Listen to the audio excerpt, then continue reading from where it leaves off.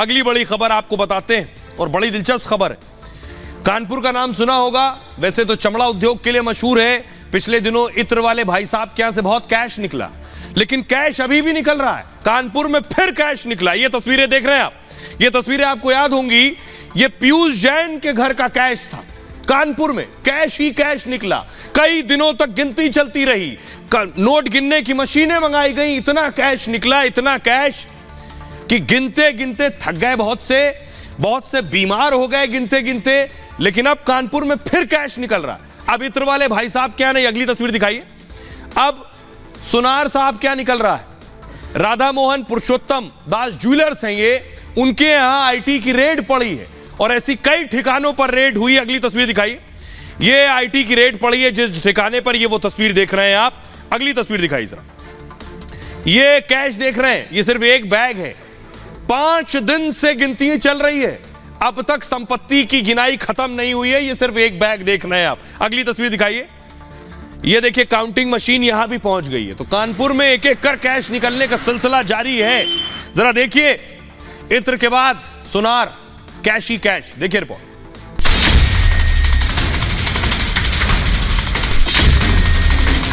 उत्तर प्रदेश के कानपुर में 18 महीने पहले इत्र कारोबारी के ठिकाने पर रेड मारी गई थी। उस वक्त भी इतना कैश बरामद हुआ था कि लोगों की आंखें चौंधिया गई थीं।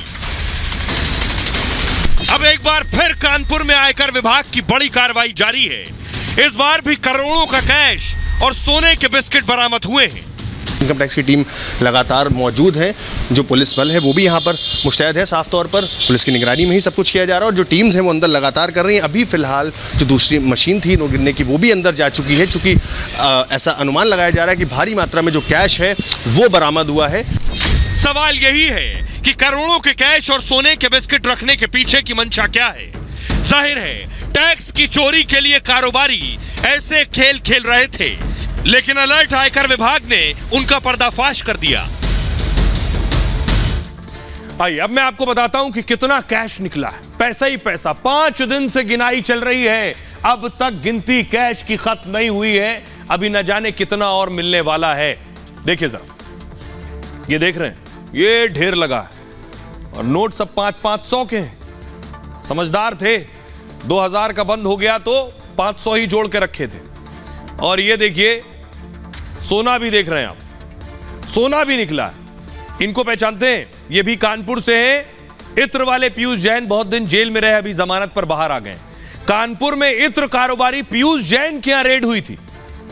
रेड में 193 करोड़ कैश और 23 किलो सोना मिला था। अब फिर कानपुर में आयकर विभाग का एक्शन जारी है।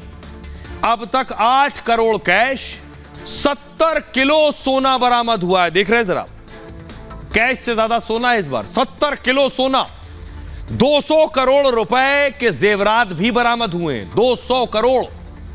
पिछले गुरुवार से इनकम टैक्स की टीम की कार्रवाई जारी है। सर्राफा रियल एस्टेट कारोबारियों के ठिकानों पर रेड हो रही है ताबड़तोड़। आईटी टीम ने एक साथ 55 ठिकानों पर छापा मारा। टैक्स चोरी, फर्जी लेन देन की शिकायत पर रेड हुई। राधा मोहन ज्वेलर्स के यहां भारी कैश मिला है बताया जा रहा है। इनकम टैक्स की टीम ने गिनती के लिए मशीन मंगवाई है। Radha Mohan jewels and limited, Monika jewellery और द्वारिका प्रसाद महादेव ज्वेलर्स, ये वो दुकानें हैं, ये वो स्टोर्स हैं जहां ये रेड हुई है। ऋतु हाउसिंग के प्रमोटर के यहां भी रेड हुई है। लगातार 5 दिन से छापेमारी जारी है। अभी 2 दिनों तक और कार्रवाई जारी रहेगी। 6 महीने से सर्राफा कारोबारियों पर नजर थी और जिसके बाद अब रेड की गई है। सुनिए जरा, हमारे सहयोगी जो कानपुर में रहते हैं गौरव, उनकी रिपोर्ट देखिए जहां रेड हुई है वहां से।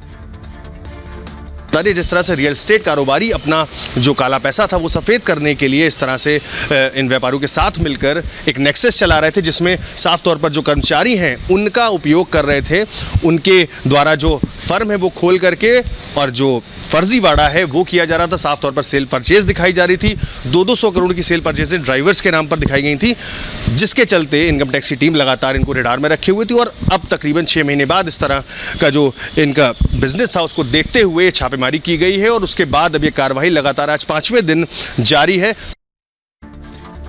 आपको जानकर ताज्जुब होगा, सोना गाड़ी के अंदर छिपा छिपा कर रखा गया था, BMW कार के अंदर। कार की तस्वीर दिखाता हूं, आइए।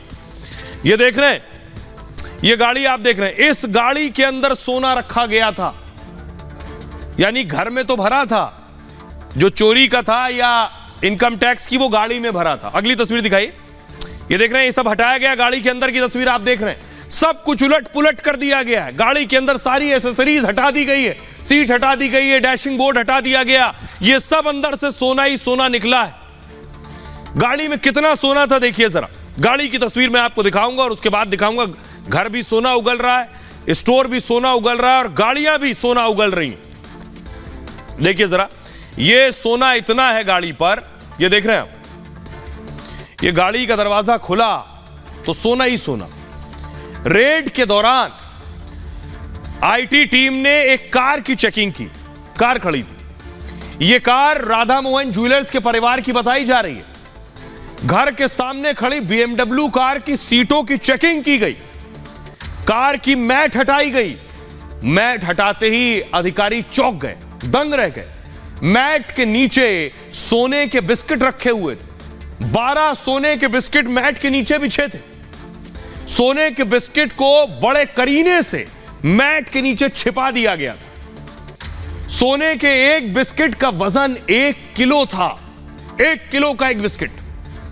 12 किलो सोने की कीमत करीब 7 करोड़ रुपए है। सोचिए, कैश अकेले 8 करोड़, इधर कितना सोने की कीमत, 70 किलो सोना मिला।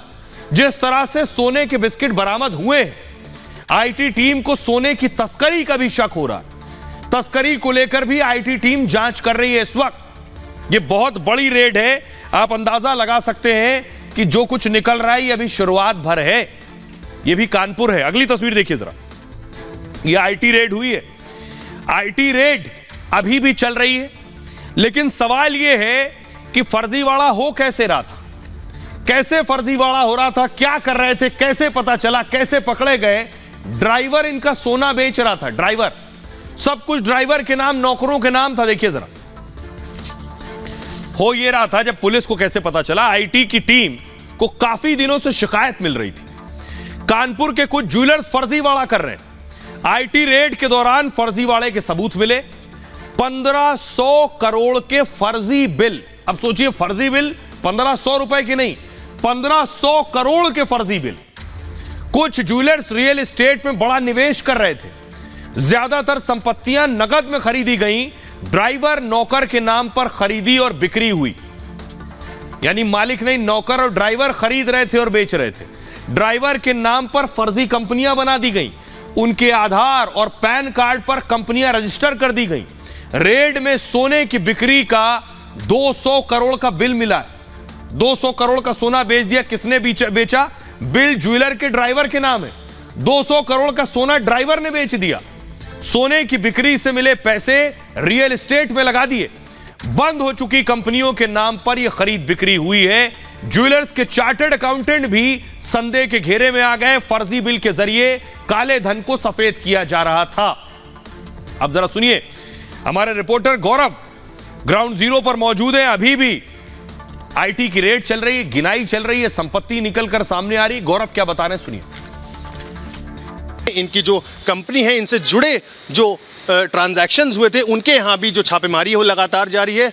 ओवरऑल 55 जगहों पर देश भर में छापेमारी है, जिन और फर्म्स में इन्होंने ट्रांजैक्शन किए थे। तो कि साफ तौर पर ये जो ट्रांजैक्शंस करते थे, कहीं ना कहीं बोगस एक फर्म्स बनाकर और जो फेक ट्रांजैक्शंस है वो दिखाते थे, कई बार कंपनियों में लॉस दिखाते थे, उसी के चलते टैक्स की चोरी करते थे। साफ तौर पर बताएं, एक ड्राइवर जो कि महज 10 से 15 हज़ार की नौकरी करता है, उसका आधार और पैन ले करके उसके नाम से फर्म रजिस्टर करते थे और फिर उसके यहाँ से जो 200 तकरीबन करोड़ का जो सोना है वो सेल दिखाते हैं अपने यहाँ, और उसके बाद उसको लॉस दिखाते थे, जिसके ज़रिए ब्लैक से वाइट को ये पैसा करते रहे। और इतना ही नहीं, इसमें सिर्फ राधा मोहन जो पुरुषोत्तम दास ज्वेलर्स हैं, ये ही नहीं, इनकी एक और फर्म है जो कि राधा मोहन पुरुषोत्तम दास प्राइवेट लिमिटेड है, वो भी इन्वॉल्व है। और कहीं ना कहीं जो ऋतु हाउसिंग प्राइवेट लिमिटेड है वो इन्वॉल्व है, जिन्होंने एमरेल्ड की कई एक जो आलिशान सोसाइटीज़ है वो यहाँ पर बनाई है।